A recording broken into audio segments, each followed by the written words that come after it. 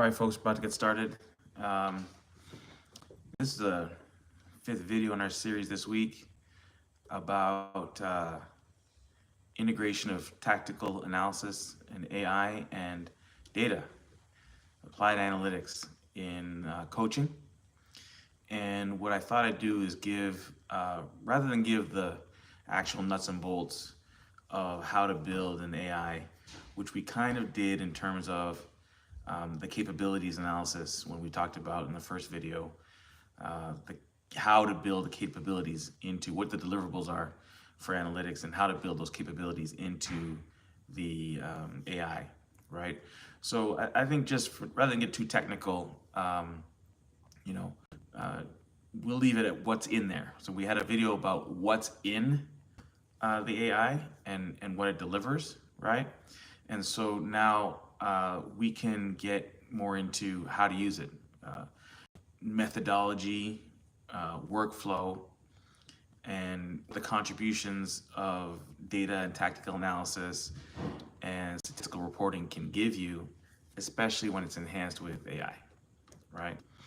So there are basically going to be three main areas of contribution: tactical analysis and statistical reporting, and from there, workflow, right? And you want to prepare for your opponents. So what we do is we do scrape data, touchlink.com, touchlynk.com. We'll go back 3 or 4 games in terms of preparing the opponent reports, right? And then we take that data and we put it into AI and start doing the baseline tactical analysis, right? And then we go back and we look at those parts of the video, which are 1 goal down, 1-1, 1 goal, right? Because that's the game condition. After that, the game condition drastically changes, right? So we do a qualitative analysis. So we're looking at the, all right, we got some guys joining. Welcome, everybody. We look at the, I lost my train of thought. No, we look at the video in those key sort of game phases, those management phases, where game management plays a big role, right? And once we look at those videos, we're talking on the video. We have an API with the YouTube. The YouTube uploads the video, generates the transcript. Now the AI has got the touchlink data, www.touchlynk.com, our sponsor. And they got the touchlink data, and then they have the qualitative data, right? And we are looking at basic characteristics, what they do in build up, what they do to the midfield third, are they pausing the game, are they attacking narrow, how narrow do they attack, when do they attack narrow, do they focus in on certain players? But as we're talking and analyzing that video, the AI is taking a transcript. YouTube is basically an AI with the API, and then it's running the data and our transcript, our qualitative transcript, against the entire meta framework and indexing that we did. That's the AI, and then that will generate a workflow, a report, a basic baseline tactical analysis, right? And then it'll say what you have to do next. You can ask periodization, given what the tactical analysis has been. You can ask about game plan and game model, and tendencies of the other team, right? You can ask it to visualize. If you have a DALI module, summaries, and even it will index custom clips, right? So it'll give you the timestamp of key moments in the game that it's talking about, because it has the transcript, and the transcript is broken down by key moments, right? So this is the workflow, right? First, the baseline tactical analysis, right? So the next point periodization. This stuff used to take, hours a day, right? You can get to the point of baseline tactical analysis, qualitative analysis, and synthesizing those to a periodization, like periodization meaning how we get prepared for this game. Do that in an hour using AI, right? Again, these are custom AIs, right? So AI tends to hallucinate, right? So these are custom AIs with our own content, but not only our own content, but key instructions, right? So they've been trained on 3, 4, 500 converse projects, right? All the other things, we do use projects. So you label a project so that it doesn't hallucinate between different topics, right? It stays on topic. So you do have to manage the AI. It's not something you can, just give it free reign, right? And then I suppose you could customize it. You can ask the coach. So there's some more inputs, right? So you can have some other qualitative inputs. Ask the coach what you want, right? And what you're doing is you're taking this vast amount of data and you're distilling it into action items, right? So meaningful information. Soccer data, if you've ever seen it, is just noise. It's a massive amount of nonsense, right? And what you have to do is break it down into action items, meaningful measurements, not GPIs, right? What you're measuring is style, right? Certain things in the game change. One of the most important things is how one team attacks, like how they're structuring their entries into the final third, or not the top of the final third, but also like what that looks like, right? Because they could be two completely different games, a very narrow team and a lot of depth, or a high possession team that's playing with a short line, right? Those are two different setups entirely, right? And then the nature of the defense, passes per defensive action, press triggers, near the press, zone, the nature of the zone, nature of the defense, disposition of the defense also changes the game. So you got to figure out, this is why you do the analysis. You figure what game you're playing first, right? And then it'll take all that and give a synopsis for you, right? So then you can publish that to your players. And it's some give and take, right? So if there are any specific questions coming back, any inputs from the preparation, you feed that back into the game model, and you're editing the game model. So it's a fusion of tactics, right, and statistics. So it's a structured tactical report. There's sort of a template, right? Match phases, positions, like what you're doing in what your rest defense looks like, what your midfield looks like, right? What your build-up looks like, what your set pieces look like. But what AI does is take this vast amount of data and make something very digestible for coaches, right? You can even tell it, I want 10 points, right? I want the lowest hanging fruit. You can give it qualitative analysis like, I want the 3 easiest things. I want the 10 things that I need to do, but I want the 3 easiest ones that will give the most impact in the game listed up front, right? So it goes from a quick snapshot to deeper tactical details, and there's visualization, right? So you can upload this data and get it to customize and visualize for you, right? You can also get it to do statistical analysis, so it will regress. You'll do statistical regressions, and we have a match predictability engine in there. So it will do an XG measurement and measure the efficiency of the other side's offense, measure the efficiency of their defense, and it can do predictive analytics based on expected goals, right? So data application is well beyond surface metrics. It's like 3rd generation analytics now, applied AI is. You can do all kinds of analyses, like where are my expected defensive pressure areas? What are the expected triggers, right? Not only time in possession, value added to possession, VAEP, the sort of advanced analytics that IX does, but along with VAEP, you can measure speed, right, and complexity of passing, right, and executional automations. So those 3 things, speed, tempo, and complexity, can turn possession into not just denying the team the ball, but effective attack, right? And you can do the statistical regressions to find out what the threshold is. How many passes, how fast, how complex and with what automations will likely lead to the strongest entries into the box area, and therefore the strongest XG and strongest finishing, right? A lot of this stuff, sorry guys, a lot of background channel. We tried to do the lives, tried to sort of loop back and run through, but again, a lot of it will be labeled in our channel, right? You can go back and look both long form videos and shorts. You know, so I guess it's a framework for prioritizing information, right? And the big task of the analyst is to transform raw data into specific insights, not just like insights about the game, context about the opponent, context specific insights, match context and game plans, right?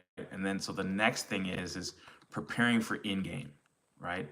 Things change in-game, and what you need to be doing is tracking KPIs in-game, rest defense, formation, build up, whatever the meta stuff is, and then perform as the data comes in, right? And you have to be able to in everything, anything that could possibly happen, right? In terms of how the team plays should be indexed. And what you can do, the beauty of it is you don't have to think through necessarily all the tactical decisions. Your AI has a tactical index.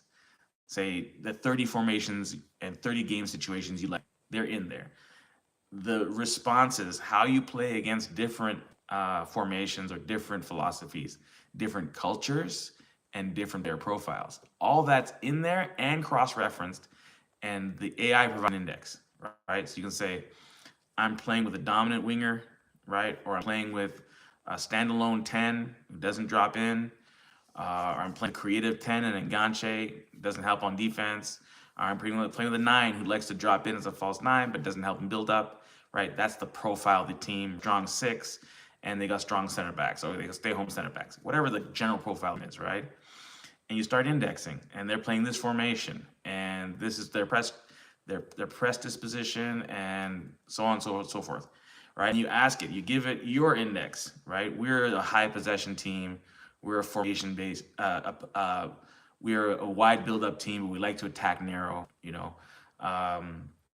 We counter press, whatever it is, right? And you then ask it, right? Because now it has all this information about you, about that team. You then ask it, this is my summary. And a lot of times I like to give those variables like formation, F4-2-3-1, counterattack, disposition, defense. I gotta give those variables, right? And then you can ask it, predict, analyze. A standard team like this versus a standard team like this. It's like a key, right? So everything's indexed and cross-referenced. And tell me what that looks like in terms of G and predictive analysis. We're at the top of the table, they're at the bottom of the table, this is the disposition, so on and so forth. And so that's what you want, is the indexing. And now that's gonna give you an idea, right? That's gonna give you an idea of what your approach should be to that game. I wouldn't be selling, or I wouldn't be hawking it if it didn't work. So we tried it. We tried it in real life. We tried it probably on 100 football manager games. Man, it's about crunching data at scale, right?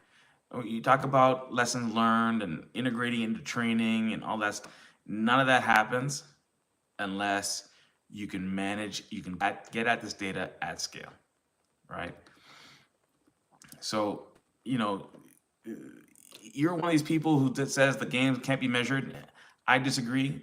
With machine learning and general GPT models, I think you can get and measure tactical identity and style. Let's say this, you can measure style, right? And tactical analysis, tactical emphasis on tactical analysis becomes tactical identity. Tactical identity becomes style, right? And you just need to look at Brentford, right? The key people who are doing this, Haydée Agras, you know, former futsal pro coach from Murcia, player from Murcia, and now one of the leading analysts in the world, right? Brentford, lowest payroll, biggest bang for their buck, right? And that's what they're doing. They have not only a tactical identity, but they built it using analytics. So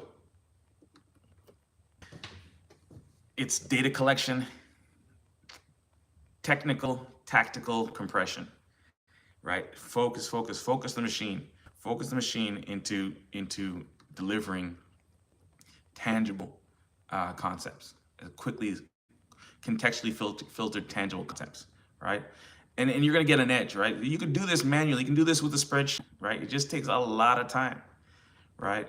And but now, if you want to integrate other people's philosophies, other people's knowledge, other people's style of interpreting data, other people's KPIs, and you want to do that on the fly, you have to have an indexed AI, right? You know, from you know, it's just not about like aesthetics, right? Like you want to know how far the goalkeeper can kick, so you want to know where to position your back line, right? Stuff like that. Tactical principles. It's not just statistics, right? You want to train yourself on what the cognitive cues are to predict defensive weakness. There's a mathematical formula that you can get the AI to spit out that will predict defensive weakness. When it happens, where it happens, why it occurs. There's a machine learning model that will give you a map of where and when and why on the field weakness appears and why you target that weakness, right? And so not only does it help you focus you on these kinds of issues, right? But there's a cycle of analysis, right? Pre-match, during the match, post-match, right? And then meta, sort of long-term, what's your long-term development, player development, opponent tendencies, or what are the patterns are of your play and your style of play. So you got to have a handle on all that, and all that data has got to be going into the AI. So you know, you don't need to be embedded in the team, right? But someone's got to be curating that data, right? So you can work from outside as an outside consultant, you can work as a coach, whatever it is. You can be an agent making recommendations, right? But the key thing is that internally, the club's got to be curating that data for you, right? So, you know, it's also a matter of this, right? So it's very hard to get a team to play differently, right? Tactical identity is not built. And analytics plays a very big role in reinforcing and engramming enhancing existing tactical identity. So you want to play to your strengths, minimize the opponent's weaknesses, you know, minimize your weaknesses, play to your strengths, right? Automate certain things, give principles of play. That's how you create identity. And analytics is a shortcut, right? So that's sort of what we wanted to do with this video for today, right? And if no questions,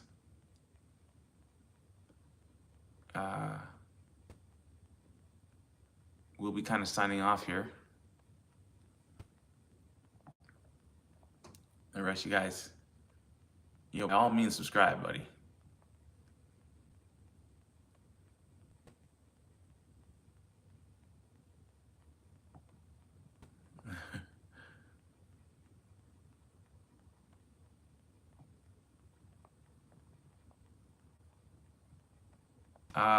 So our donation link at Techsal at Venmo, at TECHSAL at Venmo. You know, by all means, if you contribute, we will put it towards our free Monday and Wednesday clinics for kids up in Pontiac, Michigan. Appreciate any